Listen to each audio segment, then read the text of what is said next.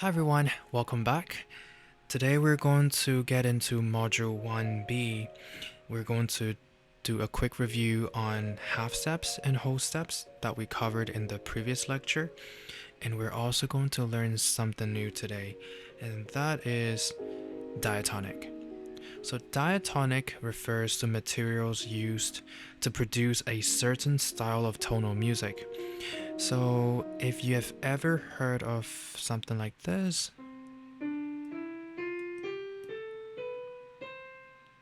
which is do, re, mi, fa, sol, la, ti, do. I'm sure you've heard it before. This is called a diatonic scale. So I would say it's so much of Western music, whether it's classical or pop or rock or anything that you hear. I would say 95% of them are in this diatonic scale. So for this chapter, um, I would actually like you to think of the word diatonic as different letter names. Okay, let me say it one more time. Different letter names, and I'll explain why in the next slide. So for now, if you see diatonic, half, or whole steps, that's basically adjacent notes with different names. And here you see the example C and D, and E flat and F. So these are examples of diatonic steps. Something that wouldn't be considered as diatonic would be, let's say, C and C sharp. That would not be diatonic. Or D and D flat. That also would not be called diatonic steps. And because they are the same letter. Okay? So if we just, let me just draw a little fake piano here. Remember the enharmonic equivalence that we talked about last time? That's basically having different names for that same note, right? So for example, this is C, this is D, this is E. And this is a C sharp, but also at the same time we could call it a D flat, right? But when we are describing the steps between these notes, for example, if we come back to C and C sharp, if we call this C and C sharp, then we wouldn't consider that diatonic because they're the same names, the same letter names. But we could call it C and D flat. In that case, we can call it, oh, these are diatonic steps. And in fact, these are diatonic half steps in between because it's C and D flat. Okay? So just a very quick review of half step and whole step. Half step is basically the distance between two notes that are right next to each other, right? Two adjacent keys on the piano. So if you take this note, the next note up is going to be this one. The next note down is going to be this one. That's half steps. Okay? What about whole steps? Whole steps is when, let's take this note, you have to go up one step and another step. Then that's called a whole step. And going down one step, another step. So G, A, and B, these are whole steps apart. And here we have B, C, and D flat. These are half steps apart. Okay? And quickly, let's review accidentals. Accidentals, we have natural, which means it's just the white keys on the piano. It doesn't have any sharps or flat.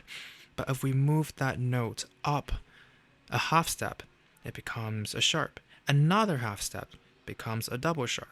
And same thing with the natural.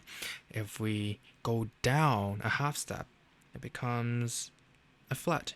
If it goes down another half step, becomes a double flat. Okay, so now this is the real deal. You're given a note here, and this note is a D. And if you forgot how to find the notes, you have to go back to the previous lecture to learn about how to read treble clef and bass clef, and also review all of the mnemonic devices. Okay, so we have D, and they're asking you to write two consecutive diatonic half steps above the given note. So basically, we have to find the next two notes counting from D. Okay, so the first thing you have to do is to name the note, and then if it's a D, the next note is E, the next note is F. That's the number one thing you have to do. Okay, don't go to the piano, don't try to find anything yet. The first thing you have to do is to write down the name of the note, and then go to the next note and the next note. And you just have to follow the order in terms of the letter names, right? After D comes E, after E comes F. So in this case, you can go ahead and write in E and F. We have D, E, and F. So now you can go to the piano keyboard, and when you're doing your assignments, you are going to need a keyboard, whether it's a physical one or a paper one like this one that you see on the screen. So you plot the note D, and then the next half step will be the next note up, which is actually this one, right? And then from there, another half step, because they're asking for two consecutive diatonic half steps. It's going to be this one. So now, D, the first note, that's already given. The second note is this one. The second note, we have to spell it in terms of E flat. This black key right here, it can be spelled two different ways. It could be spelled as D sharp or E flat, but because of the word diatonic, the letter names cannot be the same. Let me repeat this. Because of the word diatonic, the letter names cannot be repeated. So if the first note is a D, the second one must be some kind of E. So in this case, we have E flat. So what do? You write E flat this way, okay? And then the next note, from E flat, we go to, oh, how convenient, we have E. Can we just say this is E? No, because then it's not going to be diatonic anymore. So how do we spell E in terms of F? Well, that's pretty simple. So you start from F. Here's F. In order to spell E in terms of F, you know that you have to move down one half step from F. So if you move down, just so that you remember, from a natural, if we move down a half step, it's going to be a flat, right? So in this case, E could be spelled as an F flat. So in this case, just go and put a flat next to F and before the note. So here, let me just clarify very quickly. When we write letter names like E, right? And when we have to put the sharps or flats, we put it on the right. E flat, just the way we would read it, right? We have the letter first and then the sign. But when we're plotting them in terms of musical notation, it's the opposite. So as in here, you can see we have the flat sign first and then the note. So really try to pay attention to that, okay? Okay, so now let's take a look at the second one here. So they're asking for diatonic, whole steps, and half step. Okay, so I like to just quickly notate whole as a square bracket, and then for half step, I like to write it this way. Okay, so from here, which is also a D, we want a whole step up and then a half step. Okay, so from D, remember what we did last time? The next note must be E. The next note must be F. D, E, and F. So in this case, we have D, E. You can just go ahead and plot the notes. Okay, so in this case, we want a whole step and a half step. So remember, whole step is basically two half steps. So if we start from D, two half steps up is going to be here and here.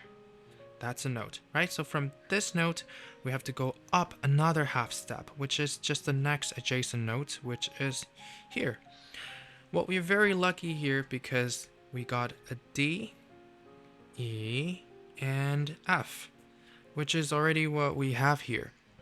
So this is an easy example, but please know that you can't really skip any steps. Okay, go through these exercises just the way I'm asking you to. It's really going to help in the long run. All right, so moving on. Number 3. In this case, we are still looking for diatonic, but whole steps. Okay, so from this note, we have to go a whole step, another whole step. And this note is actually a flat. Well, how do I know? It is a space note, and we are looking at a treble clef, right? So what are the space notes in the treble clef? Well, it's F, A, C, E face, which is why this is an A, and with the flat, that's an A flat. Okay, so if you are still not clear about this, please go back to the previous lecture and try to review how to read notes. Okay, so now we have A flat, which is here. Okay, we start from A. Flat means go down, which is to the left, by 1/2 step. So this is the note that's given. Okay, remember the very first thing you want to do is to name the note, and then the very second thing you want to do is to just write the next note, A, B, and C. Remember, diatonic means different letter names. Okay, so it has to be in order. It has to be in order. So also remember, we're writing A, B, C. They're different letter names. But what about if we skip a note, A, C, and D? Can we spell it that way? No, we cannot skip anything. We cannot repeat anything. No skipping, no repeating. Okay, so very important. Please remember. Now we have A flat. From A flat, we want to go up a whole step. So from here, A flat to the next note. And then from this one, we have to count up another 2/2 steps, which is a whole step. So 1 and then 2. So that's going to be the note that you put in. So we have an A flat. And the next one, we have to spell it in terms of B. So B flat. And then this next one is going to be what? C. All right, so we have initially an A flat, a B flat, and a C. So now you have to write that in terms of notes. So A flat, B flat, and then C. All right, so I just realized that I didn't even play these examples for you. So just so that you can hear it, let me play the examples. Let's go back to the first one.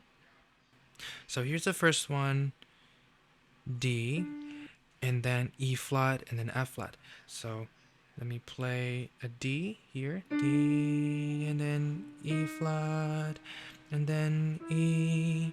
Okay, so these are diatonic half steps. Sounds kind of creepy. I don't know what you feel about it. These are half steps. They're so close to each other that they just sound kind of claustrophobic. Okay, moving on. Number 2, this is D, E, F. D right here, and then E, and then F. This is actually pretty common in a lot of music. D, E, F. And you can go back. F, E, D.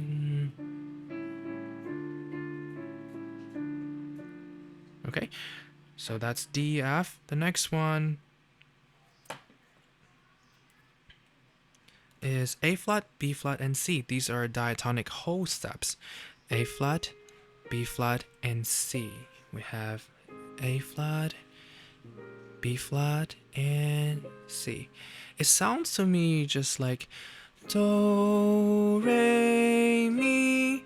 So that's whole steps.